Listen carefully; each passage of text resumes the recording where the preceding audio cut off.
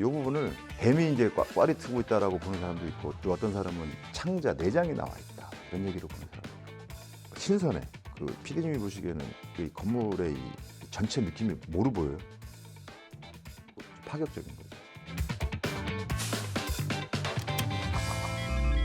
안녕하세요. HS 플랜 건축사 사무소 김경훈 대표입니다. 재미난 건물 이제 소개시켜드리려고 그러는데 여기에 좀 그 얘기거리가 좀 많이 있어요. 광교의 갤러리아 백화점.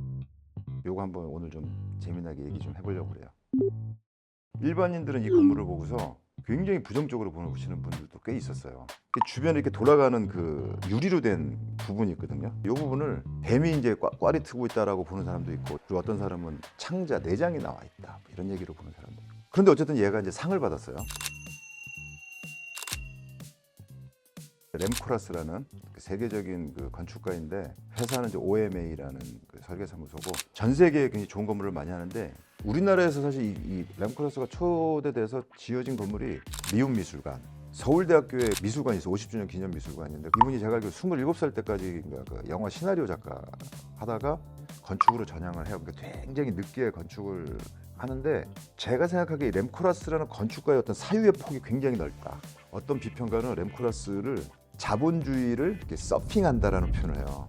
그동안 그 도시 이론가들이 봤던 도시를 보는 시각이 있다면, 램코라스라는 건축가가 바라보는 도시는 새로운 시각으로 바라보는 거예요. 램코라스라는 건축가가 초창기에 냈던, 미국으로 유학 가가지고 처음으로 쓴 책이 딜리스 뉴욕의 정신착란증의 뉴욕. 그 정신착란증의 뉴욕이 맨하탄에 관한 얘기거든요. 도시에 관한 얘기. 빅리스란 얘기를 여기서 이제 얘기를 해요. 100년 전이라고 얘기를 해요. 구체적으로 100년 전부터 건축에서 거대한 건물이 등장하기 시작했다는 거예요.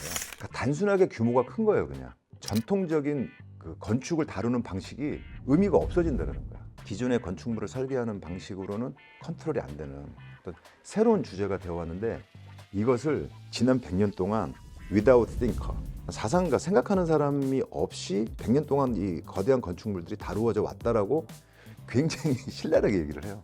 건물이 커지면 어떤 현상이 벌어지냐면, 바깥에서 안에서 벌어지는 이벤트들을 알 수가 없다는 거지. 재미난 게 이 갤러리아 백화점 맞은편에 롯데백화점이 있어요. 이게 전통적인 백화점이에요. 바깥에 창이 하나도 없어. 다른 백화점도 다 마찬가지고. 그러니까 이 백화점에다가 바깥에다가 저 정도 규모의 창을 뚫었다는 것 자체가 파격적인 거죠. 도시와 이 건물의 관계를 연결해 주려는 의지가 있는 거고, 큰 건물이 가지고 있는 문제에 대한 의식이 시작이 되는 거야. 메스는 말 그대로 덩어리란 말이에요. 메스, 덩어리. 메스감이 좋네라고 할 때 이게 좀 덩어리감이 있는 거예요.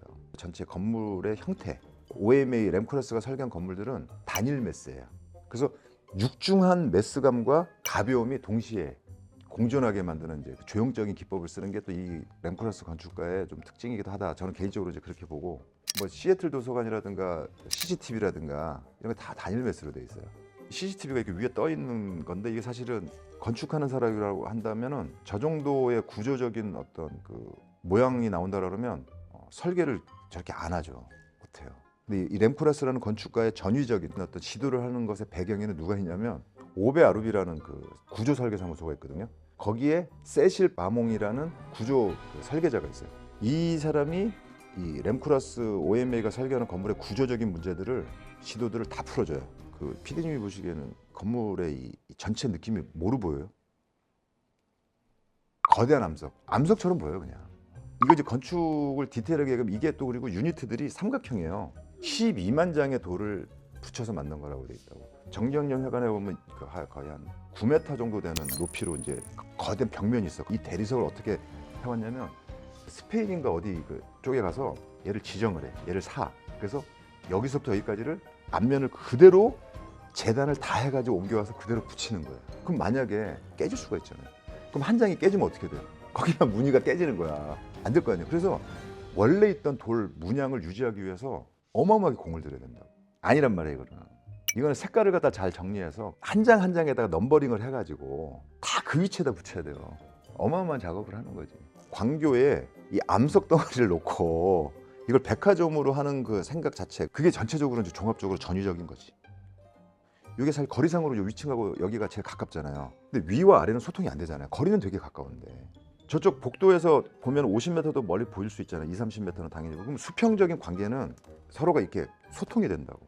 위층으로 이동하는 과정이 경사가 지면 어떻게 되겠어요? 내가 2층으로 올라갔는지 모르는 사이에 도착해 있겠죠. 쭉 걸어가다 보면 우리가 산을 오르는 거랑 비슷하다고 보면 돼요. 올라가다가 뒤를 돌아보면 올라왔네? 아래 내려다 보이고. 요 내용을 건축적인 산책이라고 그래요. 지금은 굉장히 일반화돼 있죠. 지금은 너무나도 자연스럽지만 이 당시에는 그게 신선해요. 1층에서 3층으로 올라가려고 그러면 계단으로 올라가거나 엘리베이터를 탄다. 근데 여기서는 자연스럽게 올라가는 거야. 어느 순간에 4층에 도착했고 이런 개념인 거지. 요게 그 유명한 주시오 도서관인가 그래요. 종이를 이렇게 접은 다음에 그걸 자른 다음에 얘를 이렇게 펼치면 종이가 편편한 면이 이렇게 기울어지잖아요. 그러면서 연결이 되겠죠. 그런 개념으로 이 건물을 이렇게 디자인했다라고 해서 1층에서부터 최상층까지 걸어서 올라갈 수 있어요. 계단을 이용하지 않고. 지금 그 건물 전체를 다 그렇게 해놓은 거라는 거예요. 지어지질 못했어요. 근데 왜냐면 도서관인데 이 기울어진 면에다가 책상도 놔야 돼, 의자도 놔야 되잖아. 현실적으로 안 되잖아. 굉장히 전위적이죠. 요즘은 이제 그 시청사라든가 공공건물에 가보면 이렇게 경사로 사람들이 이렇게 걸어 올라가는 그런 것들이 많이 있거든요. 그런 것들을 좀 초기에 이분이 선보였다라고 얘기를 해도 되고, 르꼬르비제를 우리가 이제 건축을 얘기하면서 빼놓을 수가 없는데, 르꼬르비제가 100년 전에 뭐라고 얘기를 했냐면, 지금은 스타일에 관해서 얘기를 하지 마라. 그 당시 스타일은 고전 양식이었거든요. 100년 정도 지나고 나면 스타일에 관해서 얘기해도 된다, 이런 얘기를 해요. 지금 우리가 하고 있는 건축에 관한 것이 스타일이 되는 시점이 100년 정도 될 거라는 의미로 이제 이해를 하면 되죠. 근대 건축가들은 다 그 하얀색 면으로 했을걸? 아니면 요즘 사람들 그 메스를 분재를 했겠지. 새로운 것이 주는 거는 낯설어 일단. 신선해. 그러니까 신선하다고 표현하는 거는 좀 긍정적인 거죠. 그러니까 요 건물이 제가 보기에 이렇게 갈려요. 뭐야. 이렇게 되는 거죠. 자, 이 느낌은 제가 뭐라고 할 수는 없는데 일단은 불쾌함도 저는 즐겨야 될 거라고 봐요. 왜 그러냐면 이 건축가가 좀 재미난 생각들을 많이 하니까 호기심을 갖고 봤으면 좋겠다는 얘기를 하는 거예요. 사례로 잘 아시는 내용인데 그 에펠탑이 그때 당시에는 속된 말로 욕을 바가지로 먹었거든요. 지금 제가 알기로 에펠탑을 보고서 이상하다고 얘기하는 사람은 없을 거예요. 새로운 것을 시도하는 사람이 갖고 있는 이 감각과 이런 거는 참 어려운 것 같아요. 새로운 건축, 새로운 어떤 그런 것들이 주는 낯설음이 있는데 기획하고 뭐 하는 쪽에서 오케이 해준 거는 건축에 대한 존중이고, 소개해드린 광교 갤러리 백화점이 저는 그렇게 보이는 거예요. 좋은 건축물에 대한 시도를 대기업에서 많이 해. 그러니까 관에서 국가 예산으로 해서 하는 그 공공 프로젝트들이 그 기회들이 굉장히 많거든요. 그러니까 그 수많은 기회들이 있는데 좋은 건축물의 퍼센테이지로 보면 참 없다. 비율이 낮고, 작년에 그 프리츠카상 받으신 분이 아프리카 건축가예요. 근데 우리나라에서는 프리츠카상을 받은 사람이 없어. 중국에서도 받았고 일본은 뭐 5명인가 6명 굉장히 많아요. 미국도 많고. 근데 우리나라는 없어. 저 개인적으로 우리나라에서 받을 수 있는 사람 건축가가 있는데 못 받고 있다? 저는 그렇게 생각하지 않아요, 솔직히 말해서. 아프리카 그 건축가의 작품을 보면 뭐 어마어마한 돈이 들어갔거나 이런 건 아니에요. 지역 주민들과 함께 노력하고 그 건축가가 보인 열정, 그리고 그 결과물로 나온 것들은 정말 이분은 받을 만한 사람이다. 우리나라는 그 건축물을 설계하거나 지어질 수 있는 경제력과 기회가 훨씬 많거든. 근데 왜 못 받을까? 우리는 뭐에 억눌려 있고 뭐 때문에 그런지 참 많은 질문을 던지죠. 우리 도시가 발전하고 건축이 발전하면 결국 그 누리는 사람은 우리거든요.